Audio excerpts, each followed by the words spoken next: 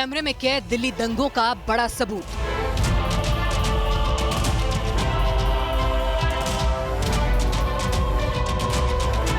बंदूक तलवार से हुए थे वार।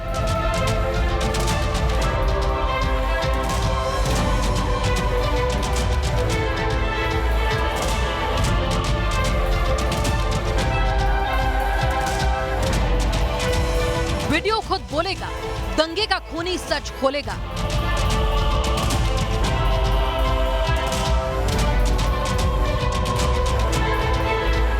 मिस्टर एंड मिसेज आतंक की पूरी साजिश हुई बेनकाब।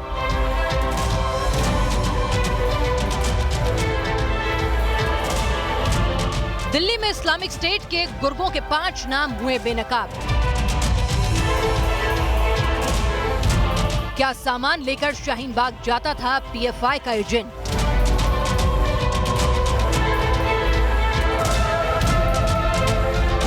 क्या है दिल्ली दंगों का आईएसआईएस और पीएफआई कनेक्शन?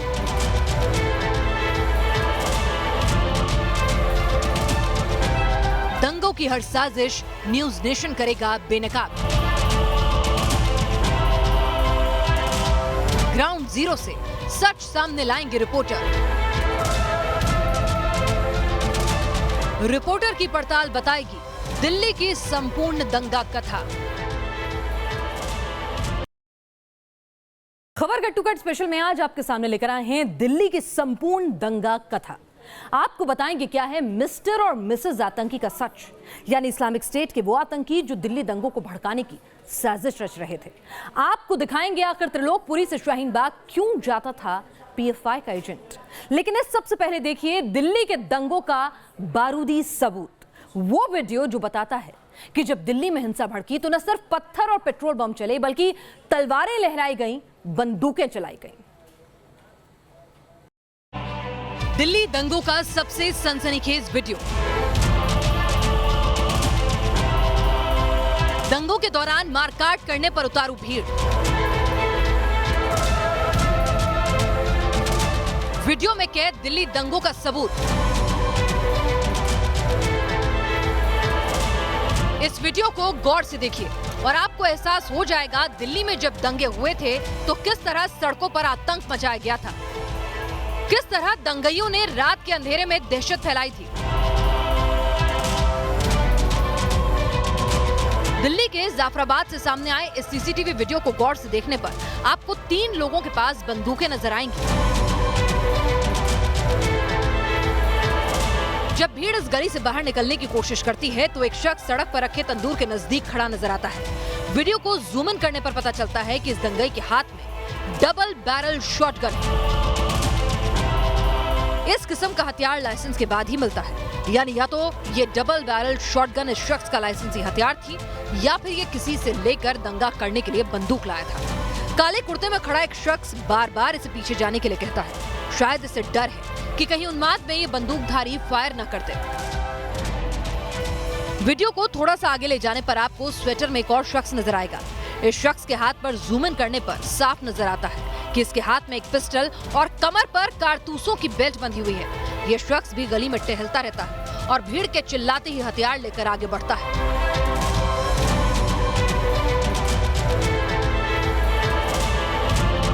बंदूकें और बारूदी असला आपने देख लिया, अब जरा एक नजर इन नंगी तलवारों पर भी डालिए। जब भीड़ गली से आगे बढ़ती है तो 3 लोगों के हाथों में साफ साफ नंगी तलवारें नजर आती हैं। लंबी नंगी तलवारें बताने के लिए काफी हैं कि इन लोगों के पास पहले से ऐसे हथियार जमा थे और शायद इन्हें माहौल बिगड़ने का ही इंतजार था। यह खतरनाक तलवार किसी को लग जाए तो उसका खून बहना तय है और मुमकिन है किसी मकसद के साथ जाफराबाद में भीड़ आगे बढ़ी थी।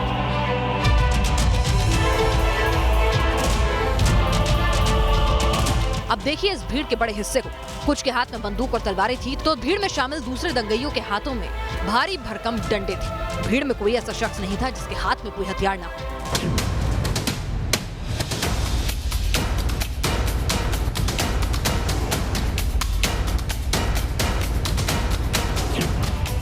जाफराबाद दिल्ली का वही इलाका है जहां से तनाव और दंगा फिर भड़का था। जाफराबाद में सड़क बंद करने को लेकर तनाव शुरू हुआ था जो बाद में दंगे में तब्दील हुआ।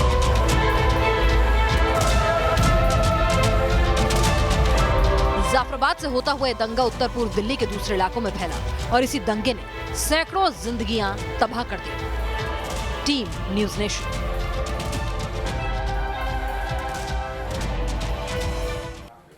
अब दिल्ली के दंगों में की गई दूसरी साजिश का आपको सबूत दिखाते हैं।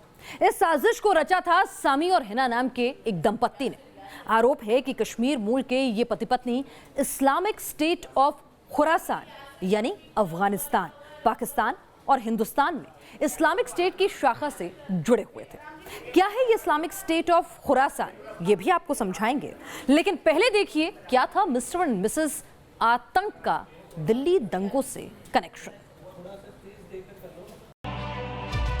पहले कश्मीर से आकर दिल्ली में ठिकाना बनाया, फिर दिल्ली दंगों की तस्वीर के जरिए सामुदायिक तनाव पैदा करने की कोशिश की और अब पुलिस के हत्थे चढ़ चुके हैं। सामी और हिना की आतंकी कहानी को आप कुछ इस तरह समझ सकते हैं। सामी और हिना नाम के ये पति पत्नी रविवार को दिल्ली के ओखला विहार इलाके से पकड़े गए। ओखला विहार और शाहीन बाग के बीच फासला बहुत कम है। जब पुलिस ने इन दोनों से पूछताछ की, इस्लामिक स्टेट से इनके रिश्तों को खंगाला तो कई बातें सामने आई, जिनमें एक बड़ा खुलासा था सामी का अलग अलग नाम का इस्तेमाल करना।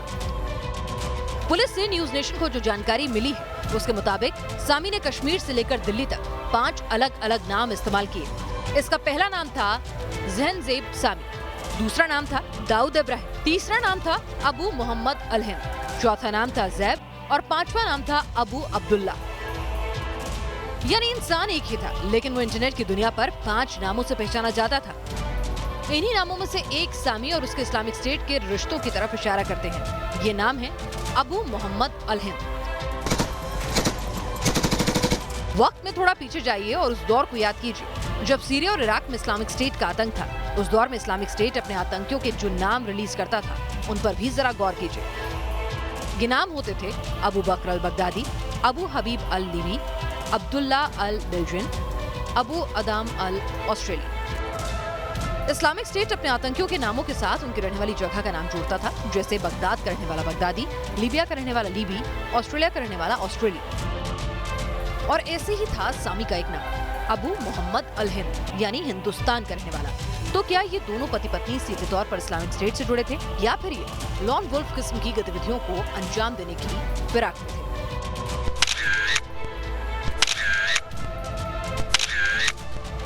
अब जरा एक नजर सामी की पत्नी हिना की गतिविधियों पर भी डाल लेते हैं। न्यूज़ नेशन को मिली जानकारी के मुताबिक Hina Islamic state of Khorasan से जुड़ी एक मैगजीन के लिए लिखती थी। इस्लामिक स्टेट की मैगजीन में लिखी गई सामग्री को हिना टेलीग्राम और ट्विटर के जरिए फैलाती थी। ये वही मैगजीन है जिसके जरिए दिल्ली दंगों की एक तस्वीर को फैलाया गया था। इस तस्वीर को लोगों तक पहुंचाने का एक ही मकसद था, दिल्ली और देश के दूसरे हिस्सों में लोगों को भड़काना। जिस कट्टरपंथी पब्लिकेशन में हिना के लिखने की बात सामने आ रही है, ये मैगजीन इससे पहले भी सुर्खियों में रह चुकी है, जिसका खुलासा सबसे पहले न्यूज़ नेशन ने किया था। इस मैगजीन में दिल्ली दंगों से जुड़ी कुछ चुनिंदा तस्वीरों को जानबूझकर फैलाया गया था ताकि सांप्रदायिक तनाव फैले। इस्लामिक स्टेट का प्रोपेगेंडा फैलाने वाली ये मैगजीन दिल्ली दंगों के जरिए समाज को बांटने और नफरत फैलाने के एजेंडे को अंजाम देने की कोशिश में थी। इन दोनों की पड़ताल करते हुए न्यूज़ नेशन रिपोर्टर रुमानुल्लाह खान ने जब दिल्ली पुलिस से इनके मकसद के बारे में जानना चाहा तो सामने आया इन दोनों का मकसद दिल्ली दंगों के पीड़ितों के बीच उन्माद फैलाना था, ताकि नफरत की आग को बुझने नहीं दिया जाए और दोबारा दंगे जैसे हालात पैदा हों। ये दोनों लगातार CAA के खिलाफ भी लोगों को भड़काने में जुटे हुए थे। हिना बशीर और जहनजेब सामी के बारे में न्यूज़ नेशन को एक महत्वपूर्ण जानकारी मिली है। पुलिस सूत्र बता रहे हैं कि ये दोनों करीब 1 साल पहले इन्होंने शादी की। सैल का मानना है कि इससे पहले, शादी से पहले ही जो उसका पति समी है वो ISIS के खुरासान मॉड्यूल से प्रभावित रहा है, उस समूह के संपर्क में रहा है। दोनों पति पत्नी ISIS के खुरासान मॉड्यूल के लिए काम करने लगे और दिल्ली का CAA विरोध प्रदर्शन इनके लिए मौके की तरह था। इन्होंने उस प्रदर्शन को हवा देकर उसमें लोगों से संपर्क करके उन्हें भारत सरकार के खिलाफ भड़काना शुरू किया। अब सामी और हिना दोनों पुलिस की गिरफ्त में हैं। हालांकि पुलिस सुसाइड अटैक या फिर लॉन वुल्फ अटैक जैसी थ्योरी को कबूल नहीं कर रही, लेकिन उससे ज्यादा खतरनाक इरादा होता है लोगों को भड़काना, ताकि देश के लोग एक दूसरे के खिलाफ खड़े हो जाएं। दिल्ली से अवनीश चौधरी के साथ रुमानुल्लाह खान, न्यूज़ नेशन।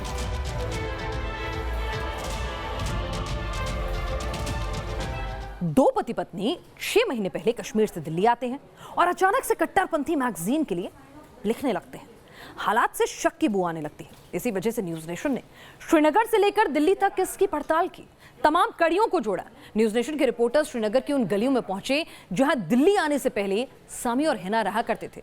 श्रीनगर में सामी और हिना के अतीत को लेकर भ्रमित करने वाली जानकारी सामने आई तो दिल्ली के ओखला विहार इलाके में कोई सामी और हिना के बारे में कुछ भी बोलने को तैयार नहीं था।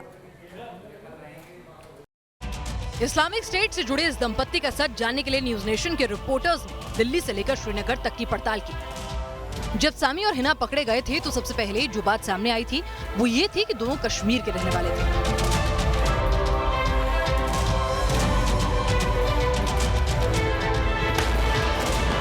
कश्मीर आतंक प्रभावित इलाका है, इसी वजह से इस्लामिक स्टेट के लिंक को खंगालने के लिए news nation reporter Idris loan Srinagar के उन गलियों में पहुंचे जहां कभी सामी और हिना रहते थे।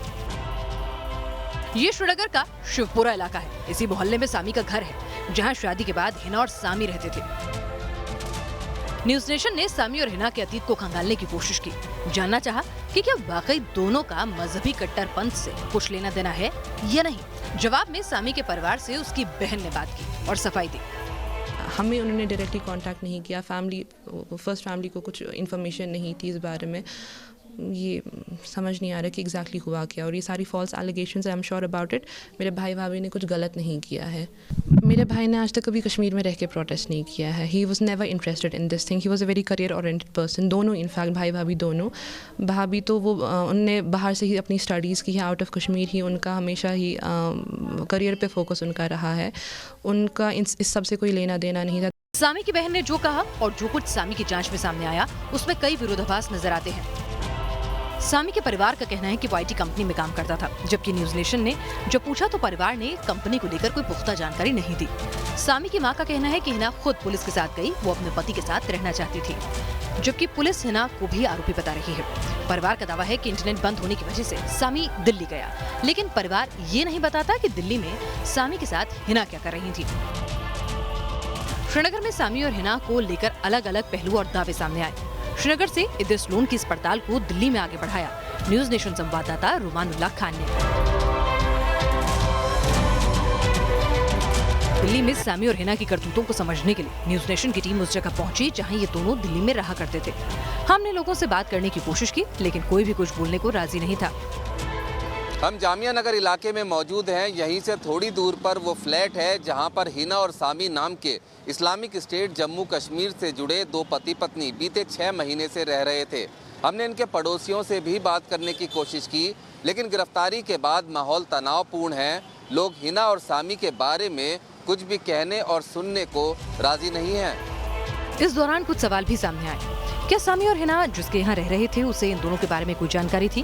क्या 6 महीनों तक हिना और सामी की हरकतों को किसी ने नोटिस नहीं किया? क्या हिना और सामी के कुछ और मददगार भी हैं जो दिल्ली या फिर कश्मीर में मौजूद हो सकते हैं? दिल्ली दंगों को लेकर पहले से प्लानिंग के कयास बार बार सामने आ रहे हैं। ऐसे में सवाल ये भी है कि क्या लोगों को भड़काने की साजिश में सामी और हिना जैसे किरदार भी शामिल थे?